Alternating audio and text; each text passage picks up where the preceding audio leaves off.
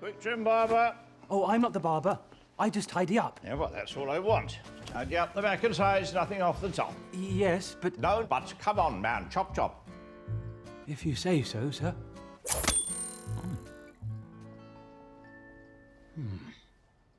Ah.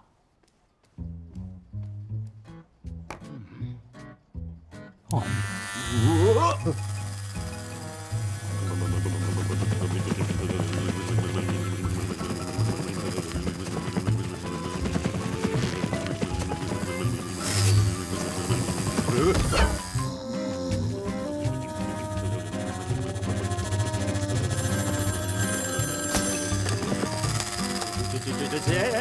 Please, would you mind if I call you back? I think I may be about to shave a customer. Oh, thank goodness.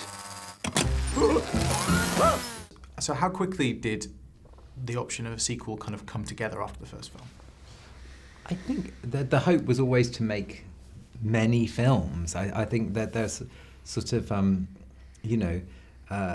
a lot of books and a lot of stories and sort of episodes of TV shows, so there's a lot to build from. Paddington's not really a character who hits an end point, and Michael Bond was still writing Paddington stories into his 90s, so there's a lot of source material and he's sort of an ongoing recurring character, so the hope was always there. And I think once we discovered there was an audience for Paddington films, there was very quickly the desire to make another one. I think it had. Well, you'd announced it at the rep. I knew it was going to happen. Yeah. I knew. I had a gut feeling, and I said to Paul King, our director, as I left the premiere, I said, "See you at the next one," because I just knew it was going to happen. So it's all down to Maddie. I always. Really. It was. She's the oracle. I decided it was going to happen. Yeah. No. I think once the film had begun to be so beloved around the world, and the character had been taken in to the hearts of so many, I think it became obvious for Studio Canal and David Heyman and Paul King and Simon Farnaby, who co-wrote the second film with Paul, to give us another outing, and so here we are. And how keen was everyone to kind of come back on? Because obviously, having assembled a great cast the first time, you want them all back. It was easy is not the right word, but there was great enthusiasm. Listen, it's wonderful to be a part of something that audiences embrace. And also something like Paddington, which is so warm-hearted. It's not cynical. It feels a wonderful antidote to some of the darkness of our times. It's quite positive, it's very positive and generous-spirited, and character Paddington himself is a kind, decent, honest, correct, generous character. And I think all the cast appreciated working with him and really appreciated Paul King's brilliant work. He is, I think, a British treasure. I think he's a great director who's made 2 very special films and will go on to make many other great films. He's an extraordinary talent, and I think they all appreciated what he created the first time and were excited to be a part of what he created the second time round. So when you started kind of writing, what did you want to do differently this time that you'd done the first time?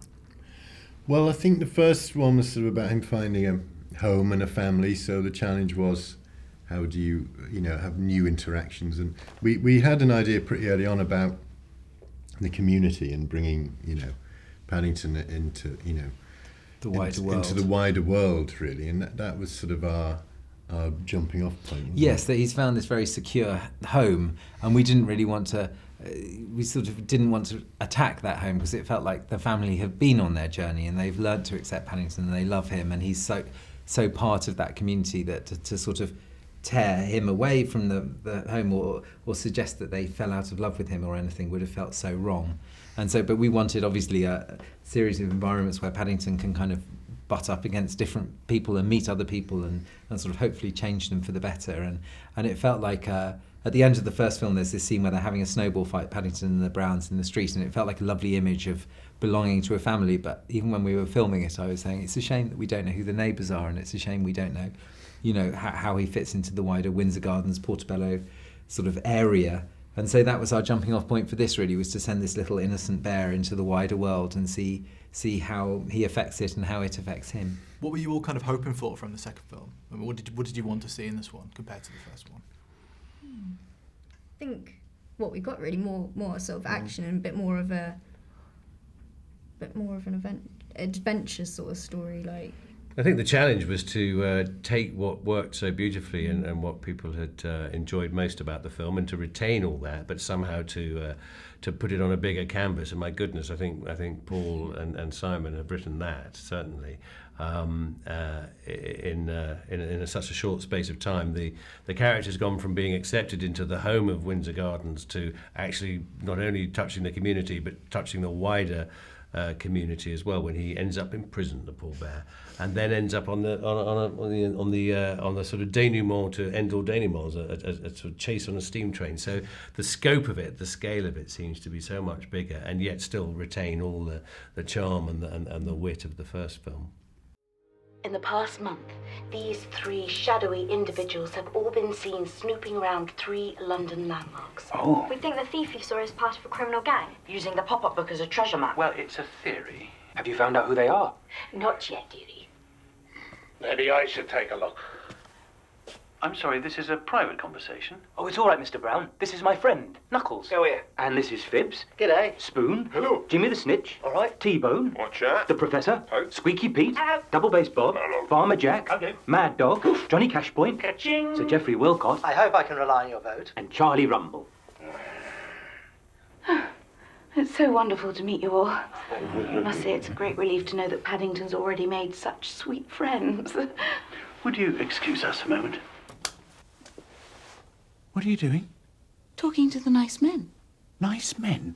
Mary, we can't trust these people. I mean, look at them. Talk about a rogues gallery. Hideous. And as for that bearded baboon in the middle, he's hardly got 2 brain cells to rub together. We can still hear you, Mr. Brown. That was the light you turned off. The microphone is on the other side. It's got microphone written on it. How has it been kind of watching Paddington come to life again in the modern day? Oh, wonderful. Paddington's so real to me that seeing him actually appearing on the big screen again is just fantastic. He's like a member of our family.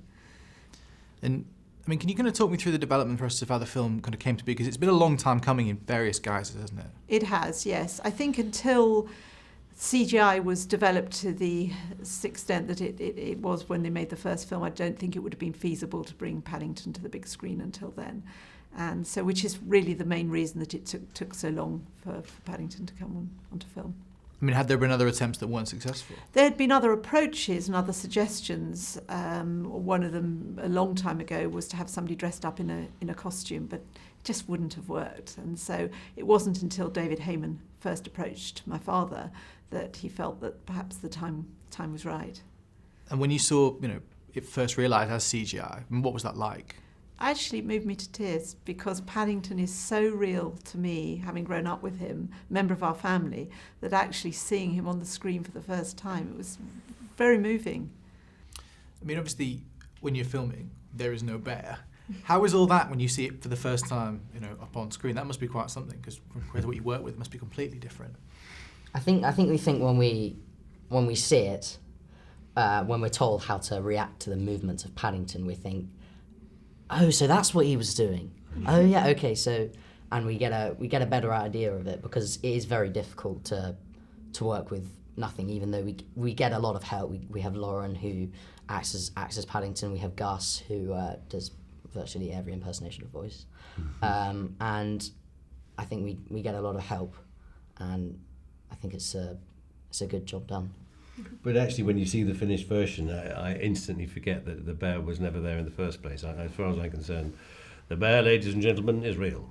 And so finally, Paddington 3, I mean, is the idea there, or is it very much kind of wait and see? Yeah, he joins the military. He starts working for... No, he goes Paddington in space. Yeah, that's something that's been touted around. Yeah, saving alien civilizations. One sandwich at a time. One sandwich at a time, yeah. I think with people, we'd love to do another one. I mean, we have the appetite, if the world does, I think, to make more Paddington stories. And there's so much great source material, and he's a terrific character to write for. But I think you can probably tell there's not an idea as yet. This is breaking and entering. I haven't broken anything. Where do you think you're going, Bear? Paddington wouldn't hesitate if any of us needed help. He looks for the good in all of us.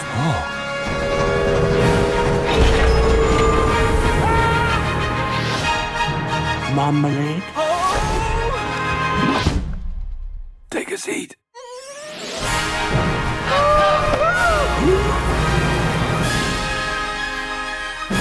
Come on, Wolfie.